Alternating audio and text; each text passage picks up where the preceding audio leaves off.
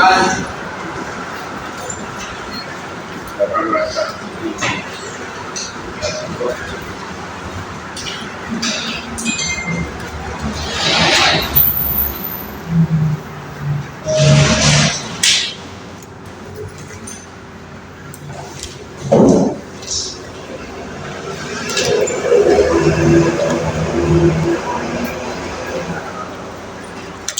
Sabemos que el incremento del esfuerzo vertical total esencialmente depende del tipo de sobrecarga, depende obviamente de la magnitud de la sobrecarga, de la forma de la sobrecarga.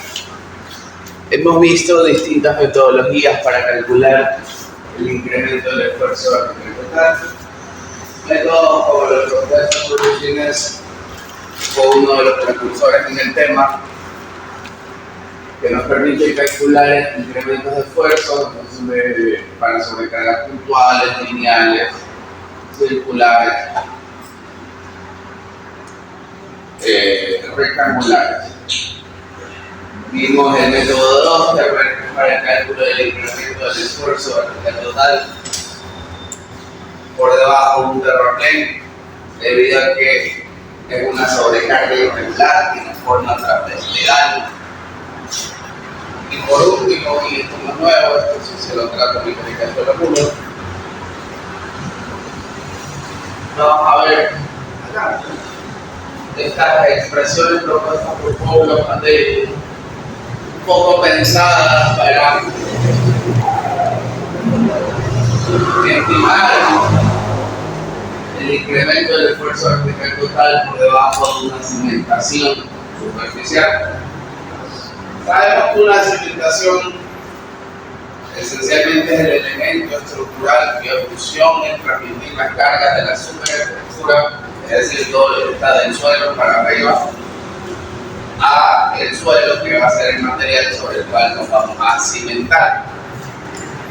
Esencialmente la función de la cimentación, haciendo una analogía al cuerpo humano, es equivalente a lo que serían nuestros pies, cuya función es tomar todo nuestro peso y distribuirlo en la superficie en la cual nos apoyamos. Tenemos distintos tipos de cimentaciones que pueden ser de forma circular, pueden ser de forma cuadrada, pueden ser rectangulares o pueden ser continuas, que son esencialmente una especie de equivalencia a qué tipo de sobrecarga, les pregunto. A una sobrecarga continua. Esencialmente hace referencia a un elemento de cimentación cuya longitud es considerablemente mayor a su ancho y en el cual la sobrecarga se distribuye uniformemente respecto a la longitud. Es una especie de equivalencia a una sobrecarga continua. De cierta forma, algunas de estas expresiones son comparables a las propuestas por Business que ya vimos. Sin embargo, adoptan y tienen variaciones pensando justamente en cerámica, en cimentaciones, y no en cualquier tipo de sobrecarga per se. Entonces, esa es una diferencia importante. Tenemos cuatro grandes expresiones, esencialmente para los cuatro tipos de cimentaciones superficiales que hemos descrito. Todos podemos ver son ecuaciones relativamente simples, como todo lo que vemos en mecánica de suelo a nivel de matemáticas, no necesariamente en concepto, donde el incremento del esfuerzo vertical total en cada uno de los casos es una función directa del ancho del cimiento, es una función directa también de la profundidad a la que nos interesa calcular el incremento del esfuerzo vertical total, siempre tomando en cuenta que esa profundidad se medirá tomando como referencia la profundidad del desplante del cimiento. Y el desplante del cimiento no es otra cosa que la profundidad a la cual se enterrará. Entonces será 0, 0.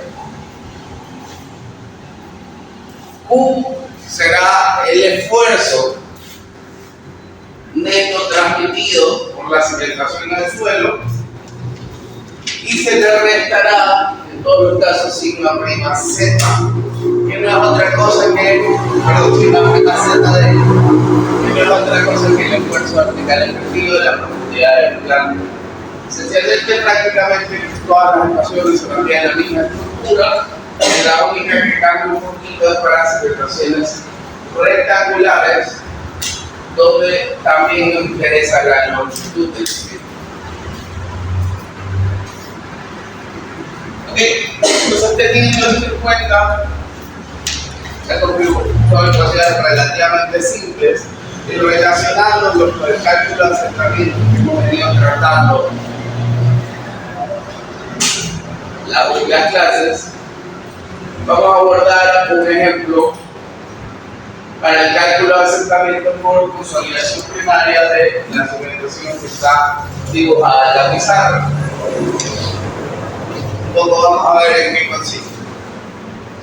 Tenemos una cimentación continua que tiene 1,20 m de ancho, esto va a ser igual a B, y se encuentra descantada a una profundidad igual a 50 centímetros.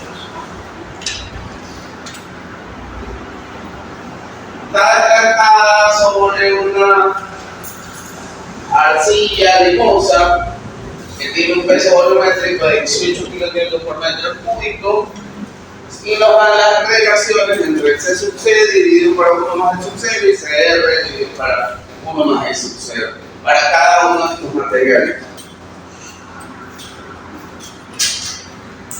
Aparte de eso, nos dan el margen de sobreconsolidación en cada uno de los casos. Y como sabemos, no es otra cosa que la resta entre el esfuerzo de preconsolidación y el esfuerzo vertical efectivo. Si conozco el esfuerzo de preconsolidación, mejor dicho, si conozco el esfuerzo vertical efectivo y conozco el margen de sobreconsolidación, puedo despejar y obtener cuál es el esfuerzo de preconsolidación. Es una configuración relativamente simple. Por debajo de estos 2,50 m de arcilla limosa tengo otra arcilla limosa. Los pesos volumétricos y margen de sobreconsolidación cambian. Y por debajo de este material tengo una arcilla limpia, también con margen de sobreconsolidación y un peso volumétrico distinto. Se asume que por debajo de esa arcilla ya tenemos un material granular o una roca, esencialmente un material que no experimentará asentamiento por consolidación primaria. ¿Ok? Entonces,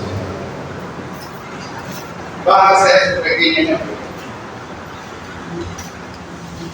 Voluntario. Cuando analizamos asentamiento,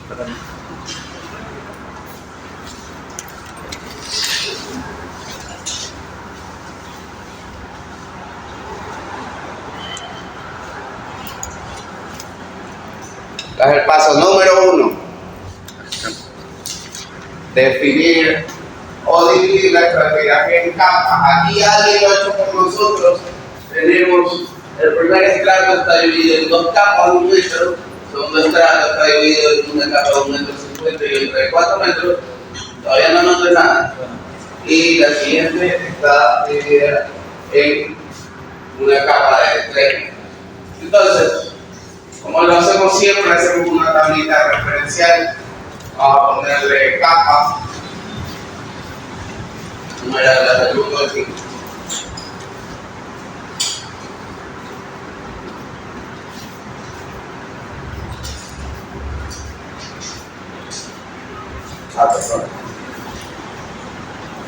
¿Ok? Siempre nos interesa la profundidad de inicio y fin de la capa. Entonces ponemos desde el metro hasta el metro. Capa 1, ¿a qué profundidad inicia?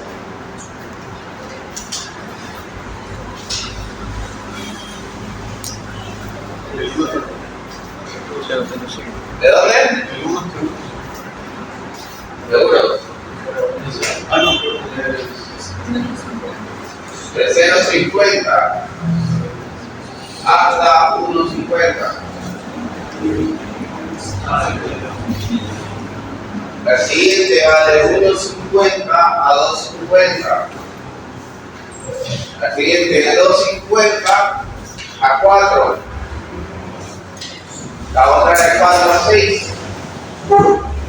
Finalmente de 4 a 6. Finalmente de 6 a 9. Podemos calcular la profundidad promedio. No sé cómo vamos a gestionar el espacio, pero esto puede ser jodido por una mano.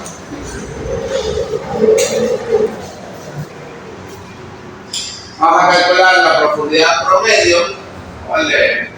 P o M en metros.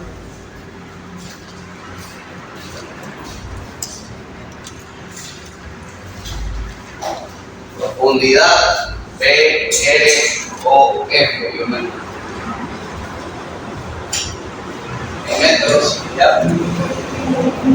Primera capa, la profundidad promedio es 1 metro, la segunda es 2 metros. En la tercera será 3,25. En la siguiente será 5 y en la otra será 7,50. Y una vez podemos anotar el espesor H en metros. Es otra cosa que la resta del lambda y el t de huevo está anotado en la pizarra. Será 1, 1, 1,50, 2 y 3.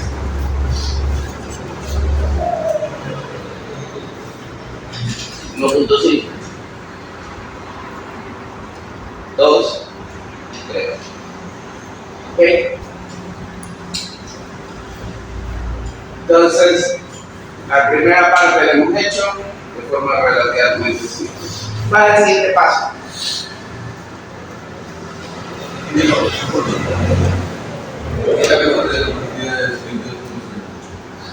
¿De cuánto, perdón? en la capa 3. La profundidad cuánto está? 3.25. Ah, en 3,25. ¿Qué esfuerzo? Sí va un esfuerzo, pero hay algunos.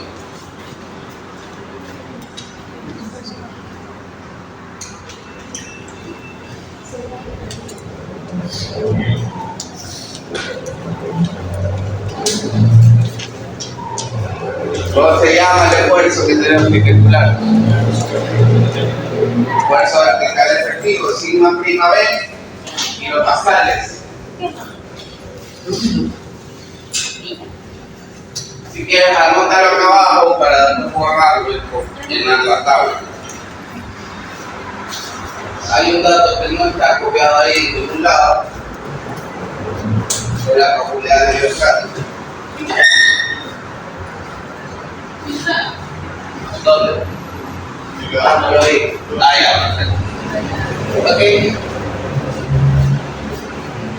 Entonces, el nivel práctico se trata de 1,50 de profundidad. Vamos a calcular el esfuerzo vertical efectivo primero. Para el centro de la primera capa sería sigma prima B, ponemos guión, ponle raya 1, no raya 1 metro, sería la profundidad. Ok, perfecto. Bueno, igual va a ser igual a 1 por 18.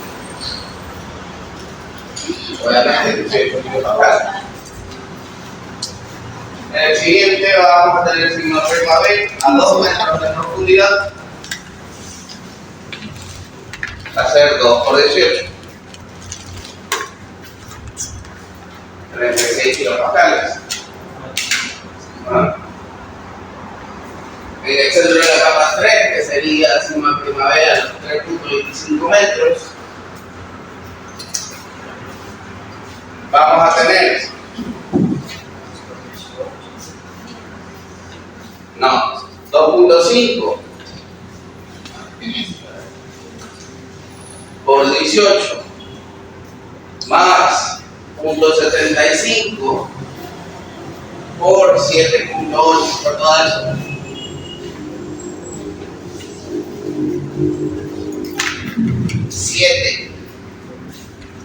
Es 17.8 menos 10.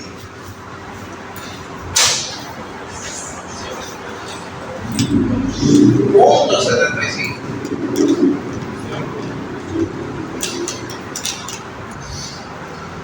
Acaba de ser 36, no, 2.5 por 18, ¿cuánto es?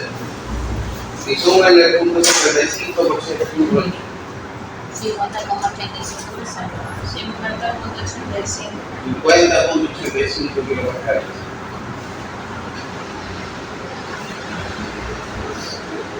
Ok, siguiente. Si la primavera a los 5 metros, vamos a tener 2.5 por 18 más, ¿cuánto sería? 2.5 por 7.8.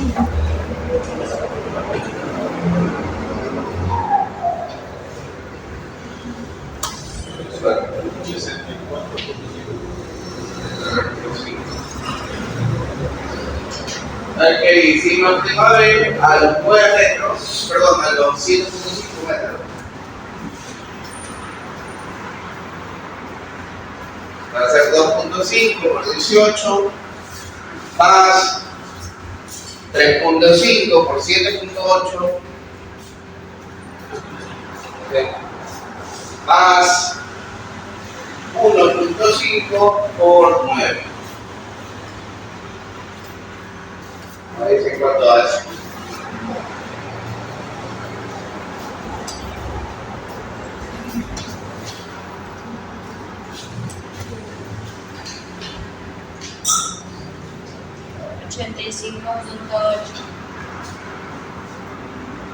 Ok.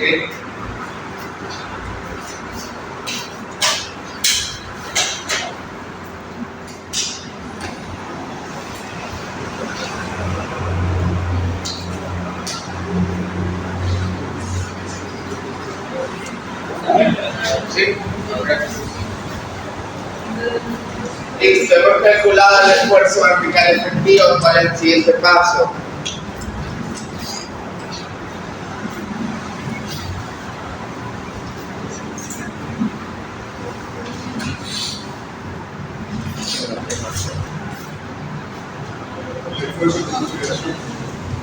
El esfuerzo de preconsolidación, correcto. Si no prima C o si no prima P, como quieran llamarlo,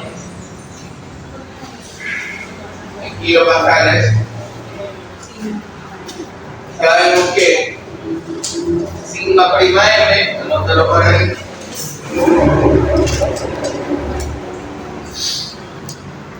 es igual a sigma prima C menos sigma prima B. Veo, pueden poner ahí. Acá también pone veo. Es el inicial. Ok, despejamos. Tenemos que sigma prima C es igual a sigma prima M más sigma prima BO. Hemos calculado sigma prima BO. Lo que vamos a hacer es proceder a sumárselo a cada uno de sus maneras de reconsolidación. Primera capa, vamos a tener 318. Mucho que esto la tabla con azul. 300 más 18. 318. Segunda capa, 336. Siguiente capa, 60.85. Siguiente capa, 74.5. Y última capa, 485.8.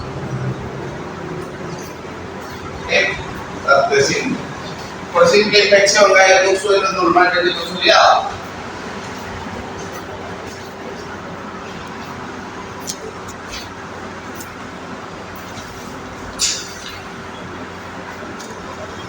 ¿Sí o no?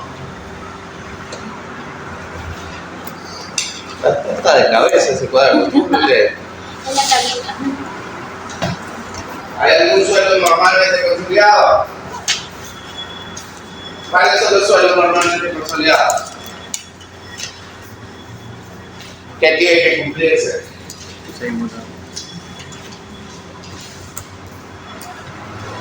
El texto básico tiene que ser.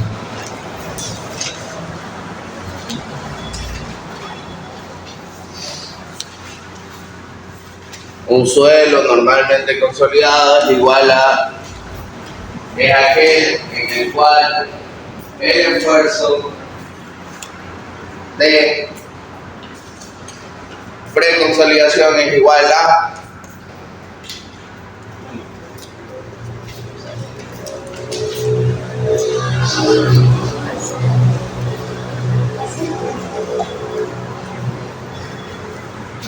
¿cuándo un sueldo es normalmente consolidado? ¿Alguien me puede decir? ¿De qué? ¿Y qué es el OCR? ¿Pero qué relaciona?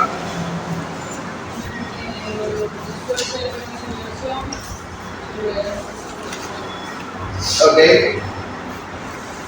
Dividámoslo. Así visualmente, no van a división. 3,18 para 18, obviamente va a dar mayor a 1, 3,36 para 36 va a dar mayor a 1 y en todos los casos va a dar mayor a 1. Les vuelvo a preguntar, ¿hay un sueldo normalmente consolidado? No, ¿verdad? Básicamente, un sueldo normalmente consolidado es aquel en el cual el esfuerzo vertical efectivo es igual al esfuerzo de consolidación. Es la única forma que esa relación me da igual a 1. En términos del margen de sobreconsolidación, fíjense en esta ecuación. Un sueldo normalmente consolidado va a ser aquel, si estos dos términos son iguales, esta relación va a ser igual a 0. Tiene sentido porque se llama margen de sobreconsolidación. Si no está sobreconsolidado, el margen es 0. Es bastante lógico. ¿Ok? Mucho ojo con estas aspectos conceptuales, principalmente, ¿no? Ok, tenemos el esfuerzo de reconsolidación. Sabemos que ningún sueldo es normalmente consolidado. Por el siguiente paso.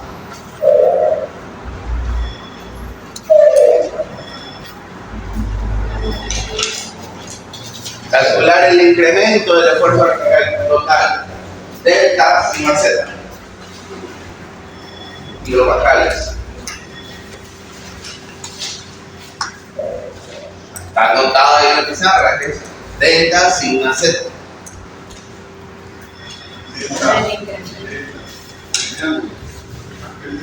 Aquí, lo tengo, está anotado en la pizarra, no sé dónde ven, pero está aquí.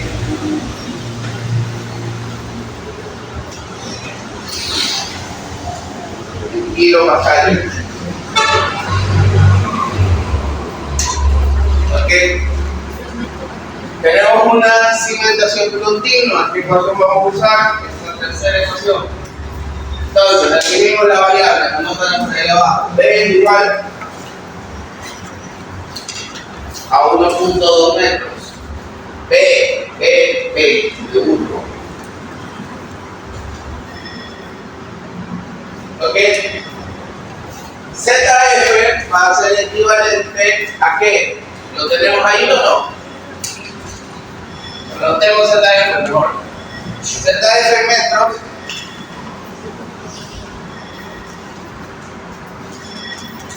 ¿Cuánto va a ser ZF para la primera capa? La profundidad medida desde el desplante hasta el centro de la primera capa. ¿Seguro? 0,50. Después tenemos otra cosa que la profundidad promedio que ya calculamos y la restamos la profundidad del desplante. El desplante es 0,50, entonces el siguiente va a ser 2 menos 0,50, 1,50. El siguiente, 2,75. Siguiente, 4,5. Y siguiente va a ser igual a 100. Entonces tenemos, y ahora sí ZF, ahora sí puedes anotarle delta sigma z.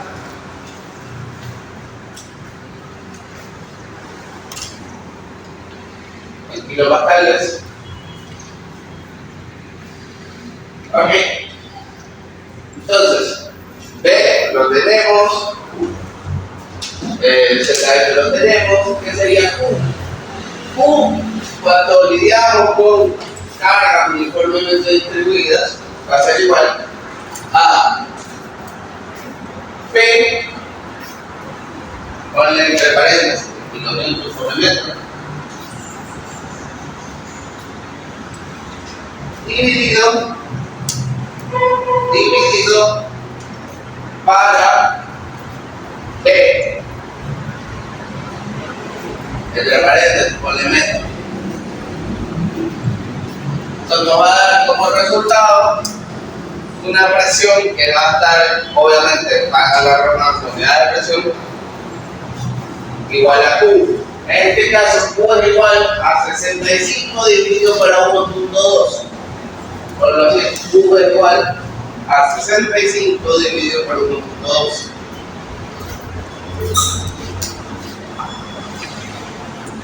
¿Cuánto da?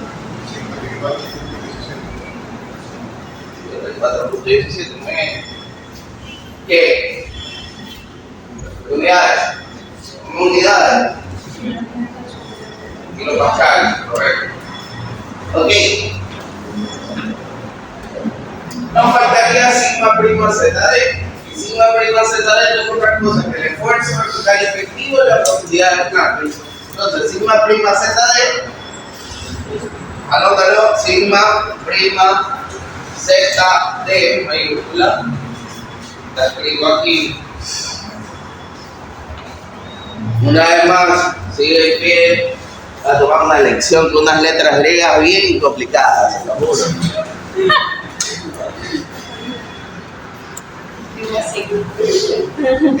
En serio que lo voy a hacer. Si se equivoca, se quedó. Igual a 18 por 0.5. Pero es igual a 9 kilopascales.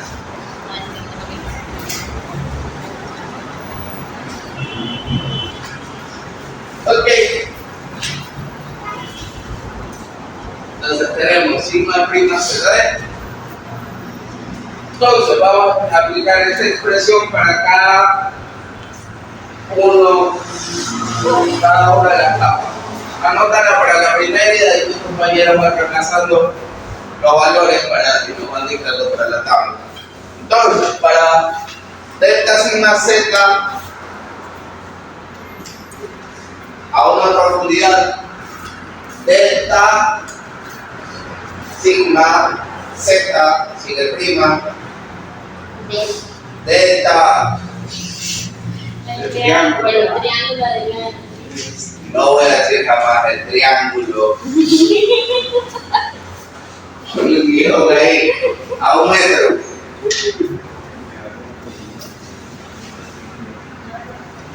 Listo.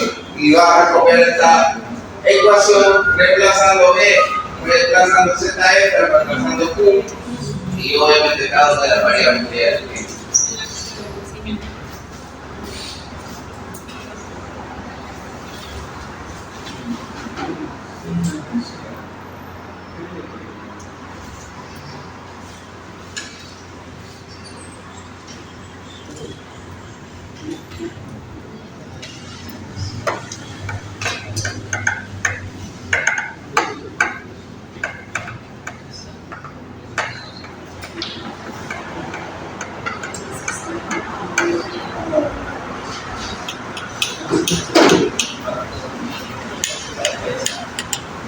Uno dividido para 1 más 1.2 por dividido para 2 por ZF. En este caso sería 0.5.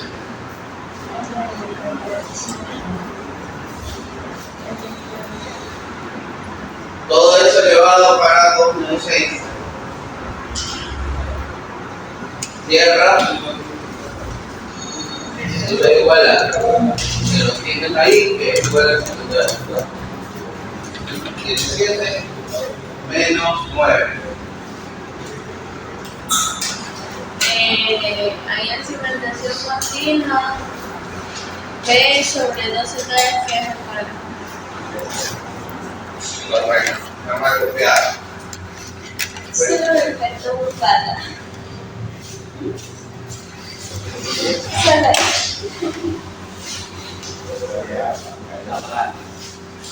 soy ser humano. Bien, está bien. Las demás sí está el cuadrado, ok. Ya, ¿cuánto da eso? A ver. 10 más 9. Mirando la calculadora para que se lo vayan reemplazando ZF. 92,73.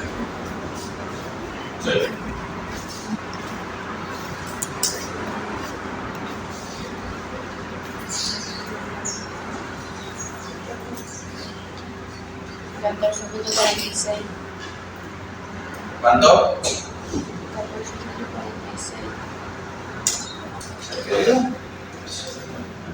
14. 14.46. Esto sí surra para sí mismo. Sale 40. 40. Ah, no.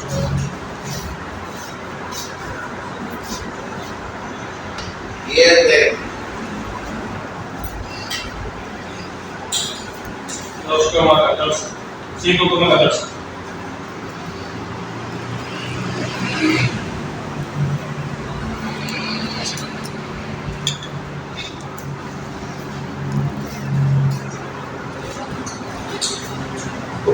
Dos coma 02.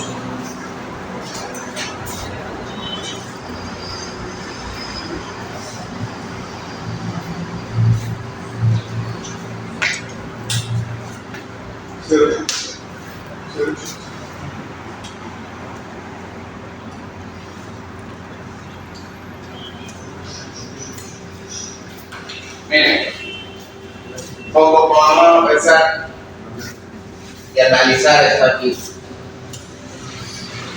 Así, por simple inspección, ¿cuál cree usted que sea la capa más propensa a experimentar resentimiento? O las capas. La primera parte. Las que están muy cercanas del plante, ¿verdad?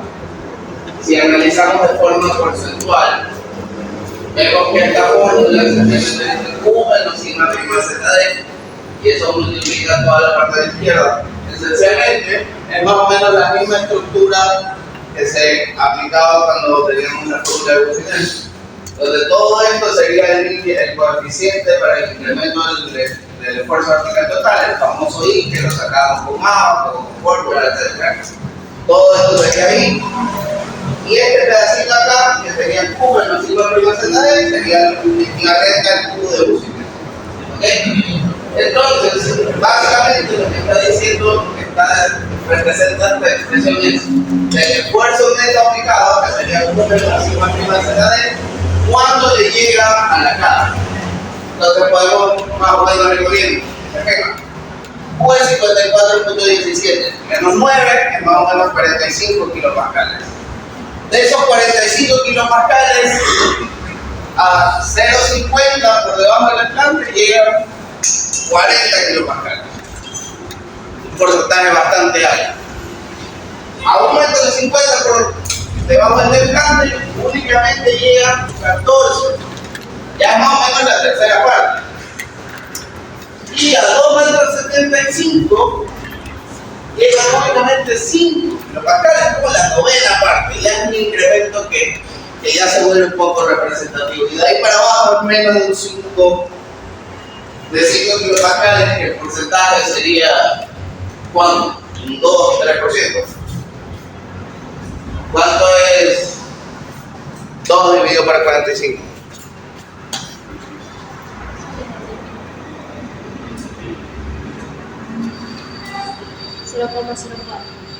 El 4%. Entonces ya son incrementos del esfuerzo vertical total bastante pequeños. No lo hemos calculado, pero por simple invención y eso es que probablemente estas dos capas, incluso desde la tercera capa, el incremento del asentamiento que se va a aportar en esos materiales va a ser relativamente poco. y todo el valle va a estar en las capas superiores. ¿Ok? Esta primera dosis. Vamos a comprobarlo. Listo, hemos calculado el incremento del esfuerzo. Ahora vamos a calcular el esfuerzo vertical efectivo final. Una vez que el suelo pase por todo este proceso de consolidación, que el exceso de presión de poros haya disipado y que las partículas sólidas que comportan el suelo tomen la totalidad de la carga, el esfuerzo vertical efectivo va a ser totalmente distinto al inicial. Y esencialmente al final de la consolidación el esfuerzo vertical efectivo va a ser igual al esfuerzo vertical efectivo inicial más el incremento de sobrecarga, porque esa carga tiene que tomarla alguien. ¿Ok? Entonces vamos a tener sigma prima BF en kilopascales es igual a 18 más 40.73. Y alguien que nos vaya dictando con todas las cosas.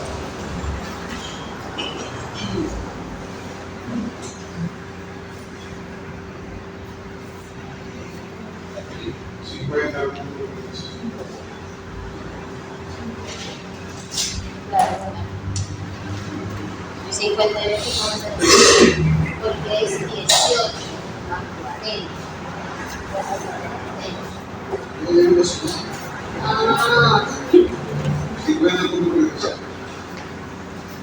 Ah, Sí,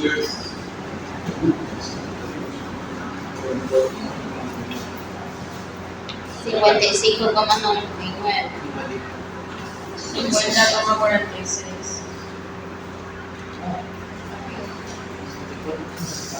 No, arriba es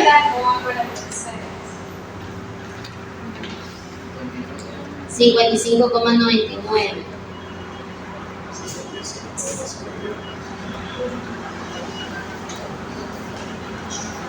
$86,65. 6. En el último. 86. 86. Oye, ahora. Es que yo le di claro cuánto. 66,52. 66,52.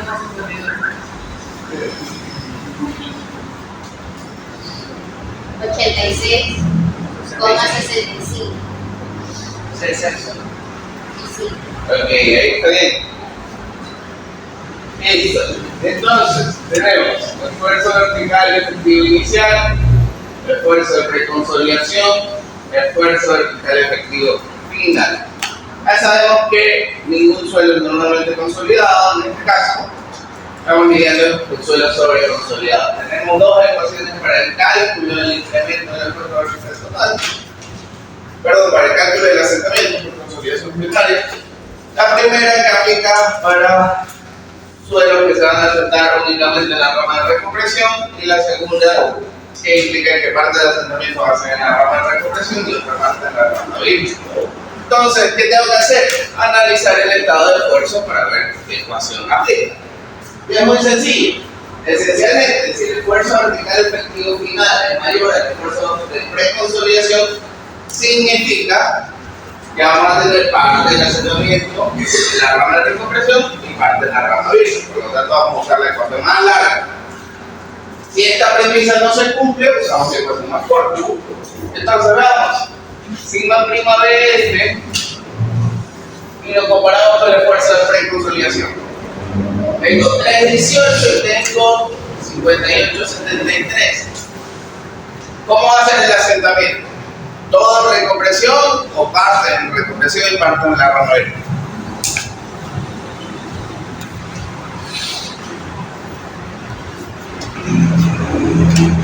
¿Dónde está la mejor?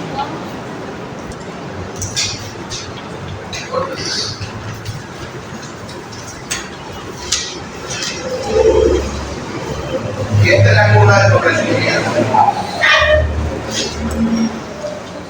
Y este esfuerzo de aquí es sigma prima C.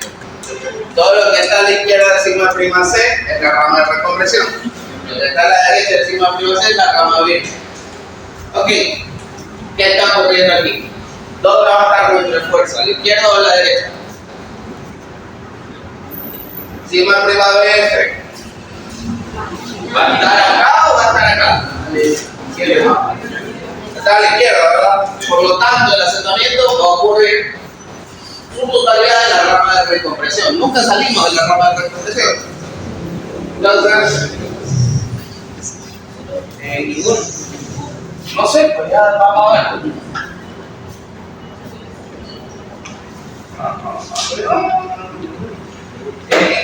En todos los casos vamos a utilizar la ecuación corta que representa el asentamiento por un sólido primaria cuando estamos en la rama de recompresión.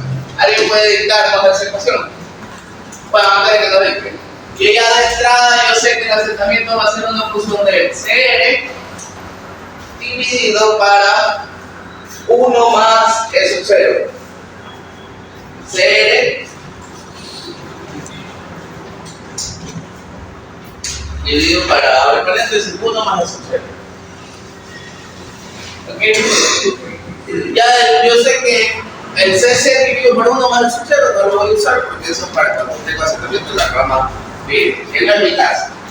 Entonces, vamos a tener que capa 1 y 2, 0.04.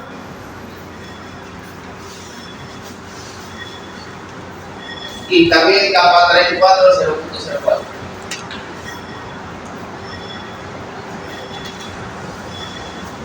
La última capa, 0.05. Ok, ya notamos cuál sería la ecuación. Voy a tener que delta minúscula, la que parece una D, pero no es una D. No, esa es mayúscula. El triángulo es delta minúscula. Delta minúscula. La letra griega que mayúscula y minúscula. No, no es un triángulo más pequeño. Que parece la letra D. D de dedo. Pero que tiene como un ganchito, que es así como un lado. Información.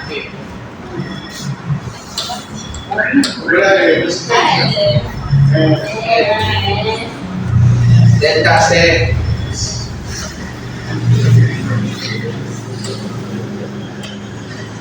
Es igual a R.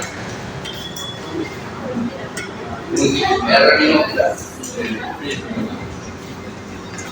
Que multiplica a la sumatoria. Ok, ¿qué va en esa sumatoria? C sobre 3 sobre 1 más el sub 0. Todo eso por H por H logaritmo por el logaritmo. de A ver, paréntesis. sigma prima ZF sobre sigma ZO. Ok. ¿Es prima también? Gracias. Entonces, ¿cuál va a ser el valor de R? ¿Sabes por qué R es un coeficiente que va a multiplicar el asentamiento y dependerá esencialmente de la rigidez de la asentación?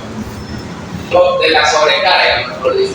En este caso estamos lidiando con cimentaciones, con elementos de hormigón armado, relativamente rígidos en todos los casos, por lo tanto R será igual a 0.85. Ok, y ese lo vamos a dejar para multiplicarlo al final. Acá vamos a tener, escribe la ecuación para la primera etapa y tu compañero va a ir repasando las demás para lo que nos dice. Vamos a tener, sí, aumento, 0.04 por 1 por logaritmo de 58.73 dividido para 18.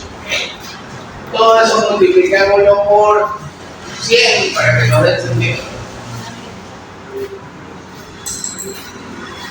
¿Cuánto da?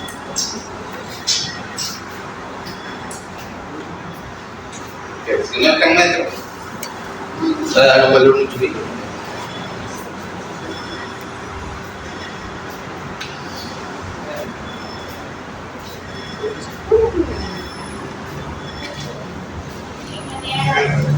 Es dividido por la división.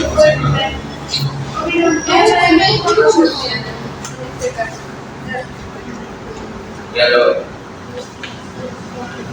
R un coeficiente que va a ser 85 hasta 1. H es 1, es el espesor de la capa. Ahí en esa columna. Porque la mayúscula y el compañero quiso hacer el camino. Asumo que es evidente que es lo mismo, es lo mismo. Para mí no es lo mismo.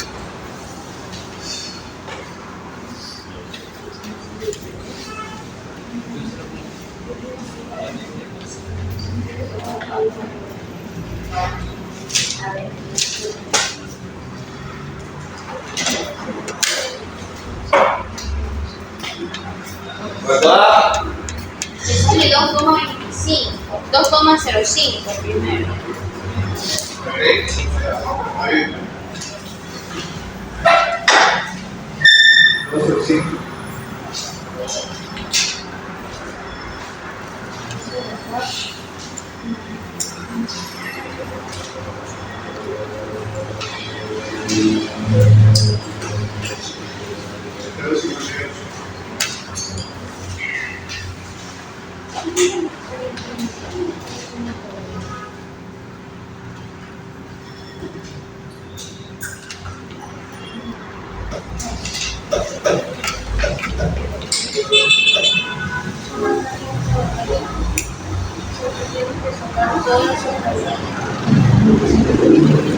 Toda la siguiente.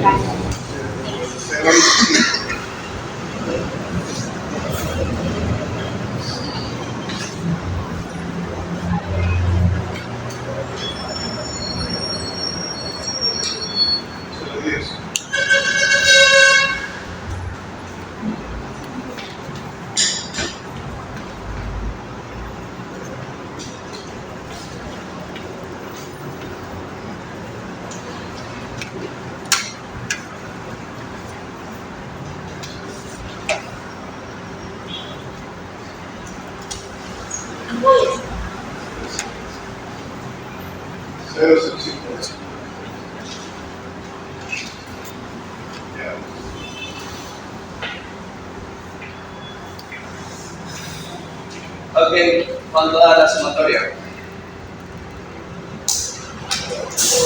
En centímetros.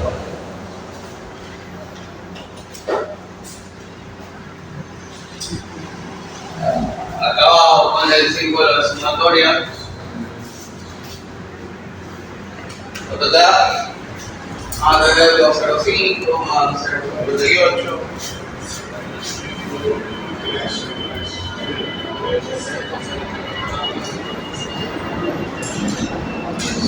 Ok, pero el asentamiento delta C Es 0,06.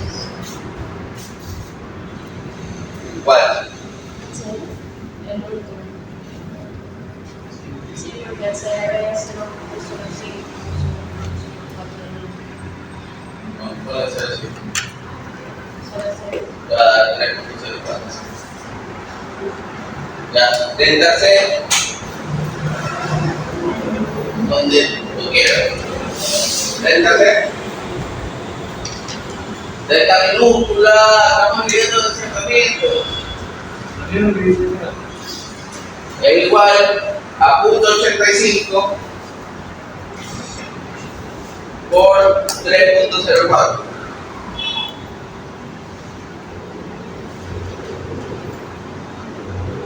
¿Cuánto da eso?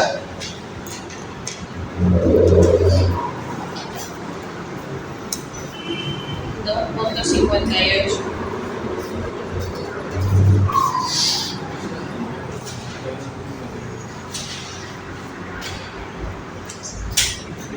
¿Se redondea cuánto? 6. Al 3.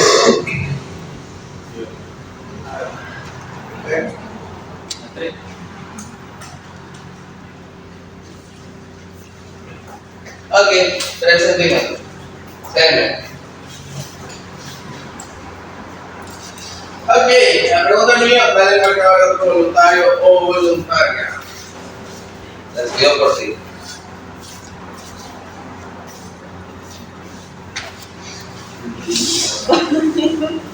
Ok. Como pueden darse cuenta, el cálculo es bastante sistemático siempre y cuando se tenga claro el concepto.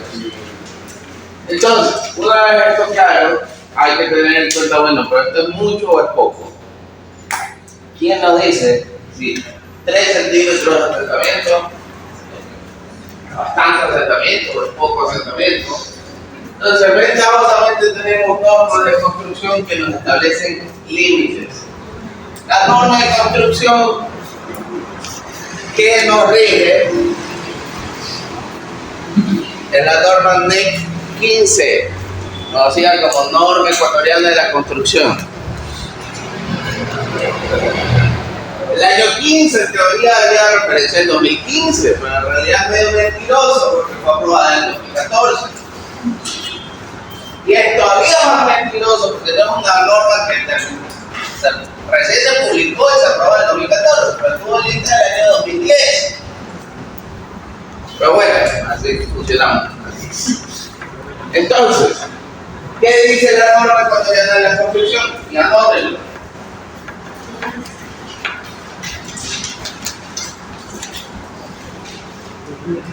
Respecto a los asentamientos máximos permisibles,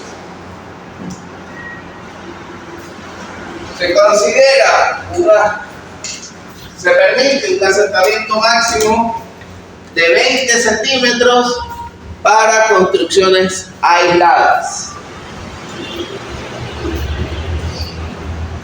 y de 10 centímetros para construcciones entre medianeros. ¿Qué quiere decir esto? Esencialmente, si yo tengo un gran terreno en el cual en el centro del terreno pongo mi casa es a 20 centímetros, no pasa nada, no hay ningún problema, estoy dentro de lo estipulado por la norma. ¿Por qué? Porque el suelo no es que se hunde verticalmente y no afecta al vecino, hay una afectación al vecino. Entonces, si no tengo vecinos, el asentamiento permisible, es decir, aceptable, puede ser más alto, por eso son 20 centímetros. Pero si tengo vecinos, se lo limita a la mitad, máximo 10 centímetros. ¿Okay? De tal forma que buscamos que el efecto del asentamiento de mi construcción afecte a las construcciones aledañas. Ese es el espíritu de la norma. Ojo, si mi construcción se asienta 20 centímetros, no significa que no le va a pasar nada. Eso dependerá. Entonces, cuando se analiza siempre asentamientos, hay otro aspecto importante que se tiene en cuenta, que esencialmente es el de asentamientos diferenciales, luego también se lo maneja como distorsión angular. Ya vamos a ver qué es eso. Entonces, un voluntario, por ejemplo, copio una tablita de la pizarra. El voluntario. No, ya estaba designado. Esto se considera aceptable o no. Y ya sabemos, bueno, podemos calcular el asentamiento y ver si es menor a 10 centímetros, menor a 20, acorde a lo que establece la norma. Eso es respecto a asentamiento máximo. Pero obviamente yo no quiero que mi edificación se asiente dentro de los límites estipulados de la norma, pero quede despedazada producto del asentamiento. Entonces, la norma toma en cuenta, para controlar esta condición de servicio, toma en cuenta lo que se denomina distorsión angular.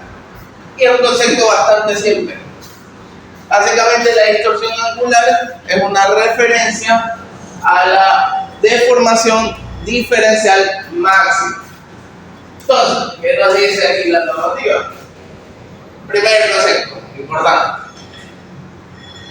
El daño en una edificación y las afectaciones a nivel de servicio son producto del asentamiento diferencial. Si toda la edificación se asienta uniformemente, no voy a tener daño. Y es lógico que según como cuerpo rígido, no voy a tener afectaciones de ningún tipo. ¿Cuáles son las posibles afectaciones? Primero, mampostería, grietas en la mampostería, las ventanas empiezan a descuadrarse, se disponen como las ventanas de aquí, las puertas no cierran, toca estarlas colgando, cargando para poder cerrarlas, porque están como descuadrados los boquetes. Y puede llegar incluso a situaciones más graves como filtraciones de agua, porque es una vamos en los baños y en las áreas donde tenemos instalaciones sanitarias.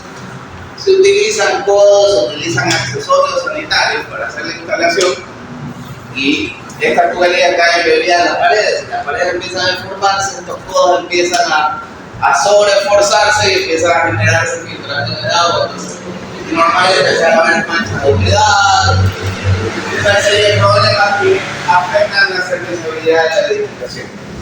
Entonces, pero si la edificación se hundiera uniformemente, no vamos a tener ni problemas en ventanas, ni puertas, ni nada. Entonces, la clave para estimar el daño producto del asentamiento es el asentamiento diferencial. ¿Y producto de qué se puede generar este asentamiento diferencial? Supongamos, aquí tengo el pórtico de una edificación.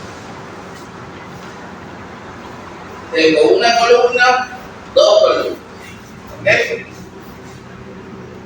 Nosotros hemos analizado el asentamiento de una zapata. Supongamos que sea este y el asentamiento que hemos calculado sea S1. ¿De qué dependerá de que S2 sea igual o sea distinto? De varias cosas. Primero, de la carga. Es un primer punto. Si la carga es distinta en cada columna, que puede llegar a darse, obviamente, el asentamiento va a ser distinto, porque vemos que el asentamiento es una función directa de la carga aplicada. Segundo, puedo tener heterogeneidad en el suelo. Puede ser que en la implantación de una edificación hago un sondeo de exploración aquí y voy a tener una columna estratigráfica como la que estuvo dibujada.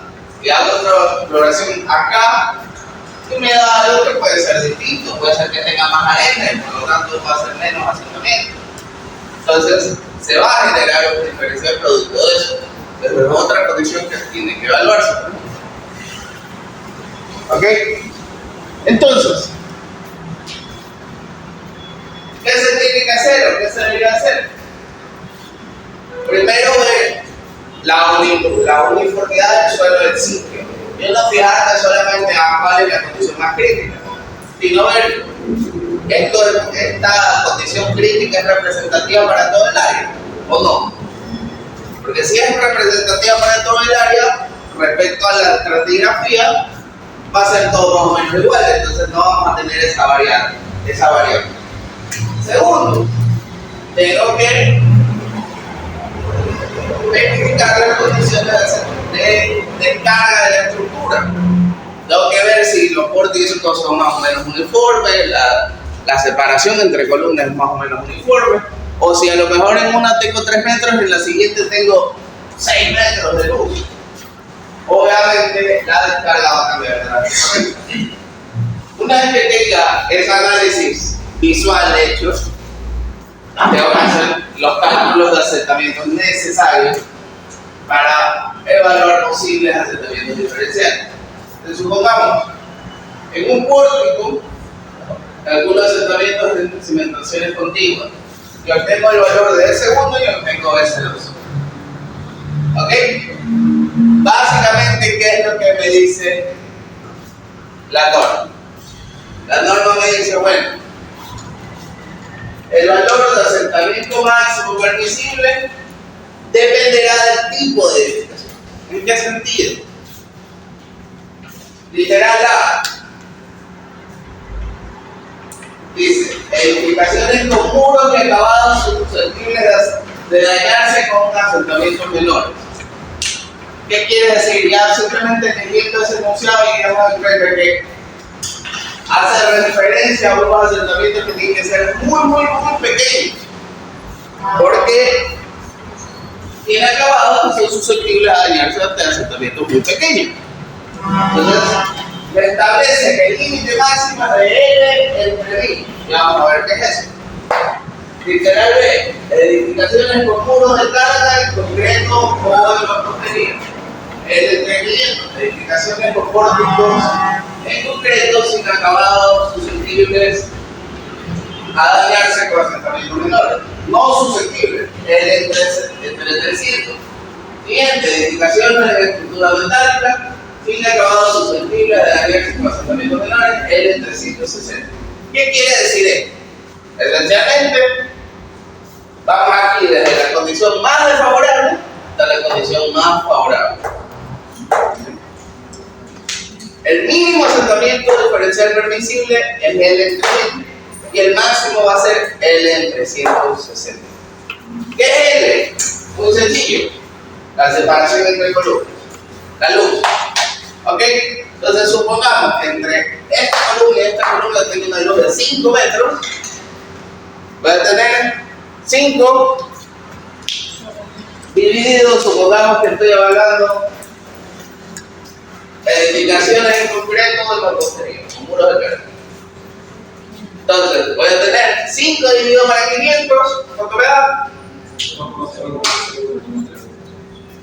0,01. Ok, eso es metros. Lo multiplicamos por 100, ¿cuánto sería? 1 centímetro, ¿verdad? Entonces, para una luz de 5 metros,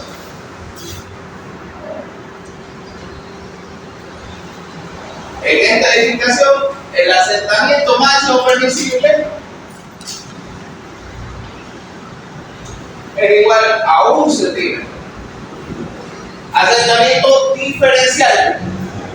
¿Qué quiere decir esto? Si yo ya calculé 3 centímetros en esta zapata, la de acá, ¿en qué rango podría sentarse? Entre 2 y 4 centímetros. Caso contrario, voy a tener daño y afectación. Obviamente este límite se reduce a medida que sea más exigente o menos exigente del tipo de edificación. Por ejemplo, acá, ¿cuánto sería 5 dividido para 106? 60%. ¿Cuánto? 0.03. ¿Por 100? 3 centímetros. Acá 3 centímetros. Mismo ejercicio desde aquí. Entonces sería aquí más o menos 2. Una pulgada por ahí.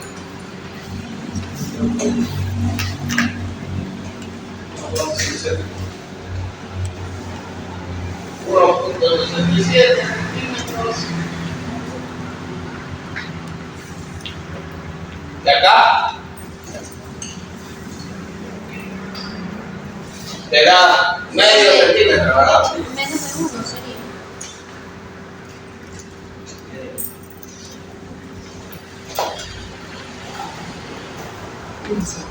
Entonces, ¿qué nos dice esto? Que esencialmente edificaciones con acabados susceptibles y hagamos una traducción de susceptible de dañarse ante asentamientos menores. ¿A qué le suena? A mí me suena cara. Aquellos acabados costosos que se vuelven frágiles. Más frágil. Correcto. Entonces, ese tipo de edificaciones donde existen porcelanatos costosos, existen puertas, ahora se ha puesto de moda tener unas puertas que parecen de castillo, como de 3 metros de altura. Entonces, pequeñas deformaciones obviamente van a afectar la serviciabilidad. Entonces, en esos casos, la norma restringe al máximo posible el asentamiento diferencial. ¿Okay? ¿Qué significa eso? Que se tendrá que ir evaluando caso a caso el asentamiento entre columnas contiguas y en caso de que el diferencial no se cumpla, buscar posibles mecanismos para que se cumpla. Posibles mecanismos. Muy sencillo. Supongamos que la sobrecarga, que esto sea P y acá es 2 veces P. O 1.2 veces P. Ya, no lo podemos quitar nada, no se tanta la diferencia. El ancho de crecimiento es P.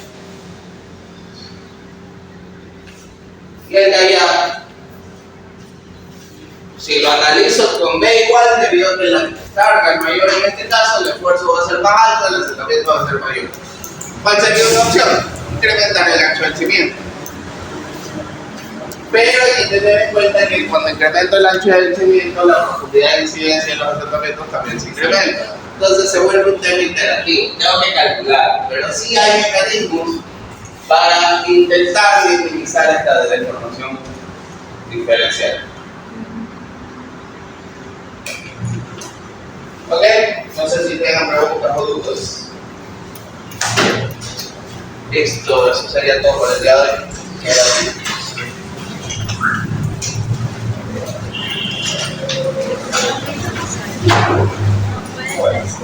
Miércoles, necesito que ya hago el link de los grupos. En el grupo, ¿ya? No, proposar a ella. Sí. Todos le escriban a esa y le dicen, mi grupo está. Cada integrante, ¿no? Sí, cada integrante. No. Cada integrante le manda una lista. No. Que se ponga a revisar en el chat de que grupo sobre. Ah,